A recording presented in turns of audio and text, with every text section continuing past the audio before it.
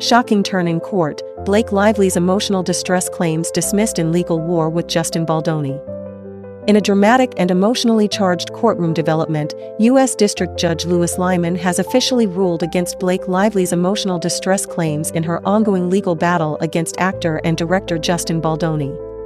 This decision comes amidst a tangled web of lawsuits, explosive accusations, and a storm of public scrutiny surrounding the 2024 film It Ends With Us. Blake Lively, known for her roles in Gossip Girl and The Shallows, had alleged that she experienced severe emotional trauma during her time on set with Baldoni. However, in a ruling issued earlier today, Judge Lyman declared that Lively's emotional distress claims would not be allowed to move forward, effectively killing one of the most explosive elements of her lawsuit. Lively had filed a lawsuit against Baldoni, accusing him of sexual harassment and retaliation during the production of It Ends With Us, a high-profile Sony film addressing domestic violence. As part of her complaint, Lively claimed she suffered emotional distress that deeply impacted her mental well-being. She intended to use therapy notes and medical records to support these claims, a move that quickly escalated tensions between both parties. In response, Baldoni's legal team filed a motion to compel Lively to turn over her private medical records, arguing that such documentation was standard procedure in lawsuits involving claims of emotional harm. The goal was to determine whether Lively's alleged emotional suffering was legitimate and whether Baldoni and his team were responsible. But Lively and her attorneys resisted, arguing that the request was invasive and unnecessary.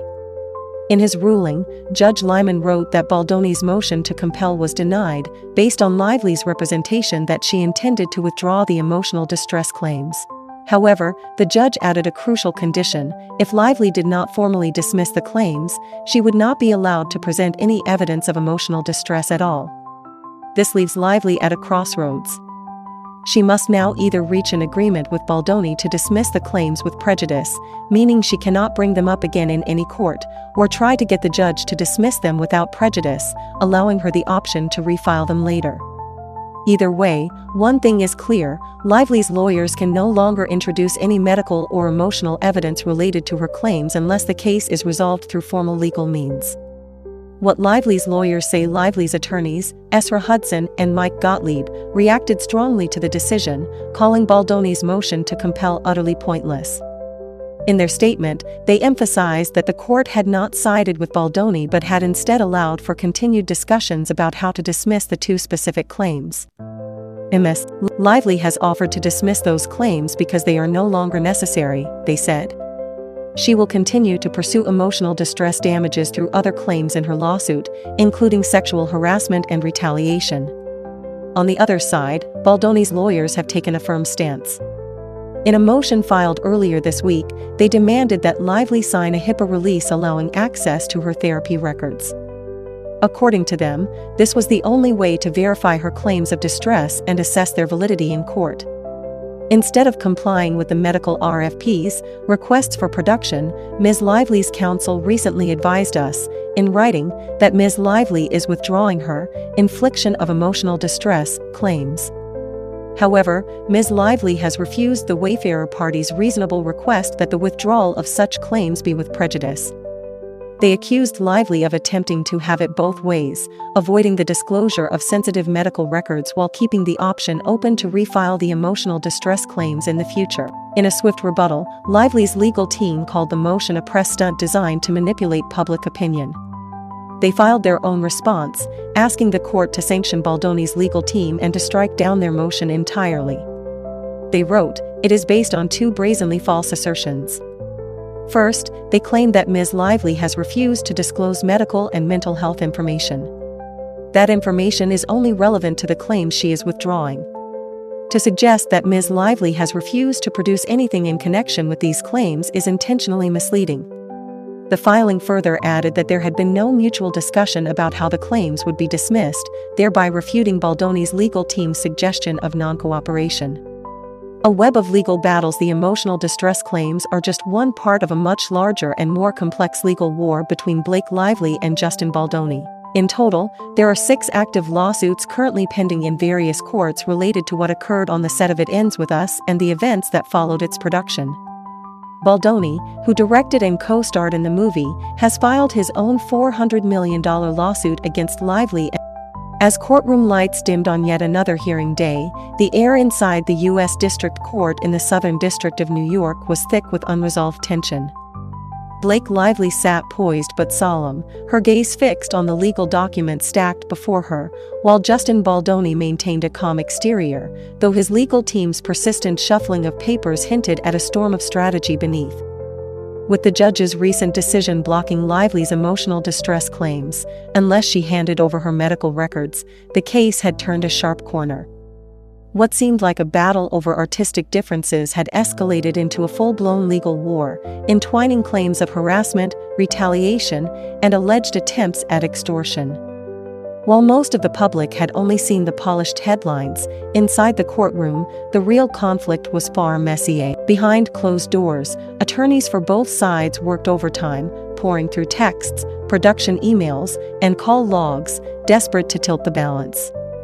In fact, sources close to the proceedings revealed that dozens of current and former crew members had been quietly subpoenaed, each one asked to testify not just about Lively's on-set behavior, but Baldoni's as well.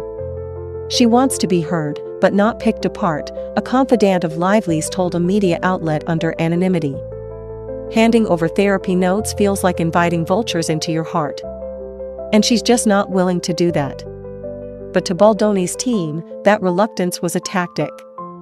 Their narrative was sharp and unflinching. If Lively wouldn't allow the court access to her emotional history, how could they prove, or disprove, that their client was responsible for any alleged distress? "Either the allegations hold under scrutiny or they don't," one of Baldoni's legal aides stated outside the court. "You can't accuse someone of emotionally wrecking you, then block any path to proving the truth." Meanwhile, both stars faced reputational warfare.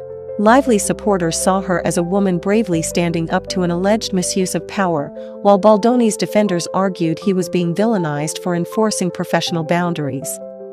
A recent twist added fuel to the fire. A leaked memo from Sony Pictures, purportedly written weeks before Lively's lawsuit, hinted that concerns had been raised about the actress's dissatisfaction with the final script revisions. In the memo, a studio executive allegedly referred to Lively's frustrations as a ticking PR time bomb. This revelation set off a social media frenzy, with some speculating that her legal action was less about justice and more about damage control following disagreements over the project's direction. But her legal team quickly shot back, calling such claims sexist, slanderous, and completely off the mark. Still, the deeper this case went, the more it threatened to drag in others. Ryan Reynolds, Lively's husband and a titan in Hollywood in his own right, had so far stayed silent, but insiders say he's become deeply involved behind the scenes, reportedly helping coordinate legal strategy and weighing whether to issue a public statement. Ryan has seen Blake cry herself to sleep more than once over this, one close friend disclosed. "This isn't a media stunt for them. It's personal." Adding complexity to the case, Baldoni's team is pursuing a $400 million countersuit, citing reputational damage, lost partnerships, and alleged defamation. They argue that a New York Times article, allegedly fed by Lively's team, painted Baldoni in an irreparably damaging light, costing him future directorial opportunities and putting Wayfarer Studios in jeopardy. But Lively's side isn't backing down. Her lawyers maintain that the article was fair reporting and that Baldoni is trying to silence her through fear. They argue that this entire case has become a chilling example of what happens when women in entertainment dare to speak out. "You see the headlines," her attorney Mike Gottlieb stated. "But what you don't see are the whispered phone calls, the veiled threats, the moments when someone asks her if this fight is even worth it." But to her, it is. As pretrial discovery continues, sources say both parties are preparing for the possibility of a public trial. "They've passed the point of no return," one legal analyst remarked. At this stage, settlement is unlikely unless something seismic changes. Back in court, Judge Lyman remains firm. His rulings are meticulous and measured, clearly attempting to keep the case grounded in law rather than tabloid sensationalism. However, he recently hinted that should this go to trial, certain details could be sealed to protect the dignity of both parties, especially if more sensitive documents come into play. Meanwhile, Hollywood watches with bated breath. Producers, actors, and agents are quietly assessing what this lawsuit could mean for workplace protections, NDAs, and the future of intimate storytelling on sensitive subjects like domestic abuse, topic central to It Ends With Us. Whatever the verdict, this case will reshape norms, said one industry insider. No one is walking away untouched. And perhaps that's the most telling detail of all, what began as a behind-the-scenes disagreement has now become a cultural flashpoint about power, privacy, and the cost of being heard. Thanks for watching, and please don't forget to subscribe my channel.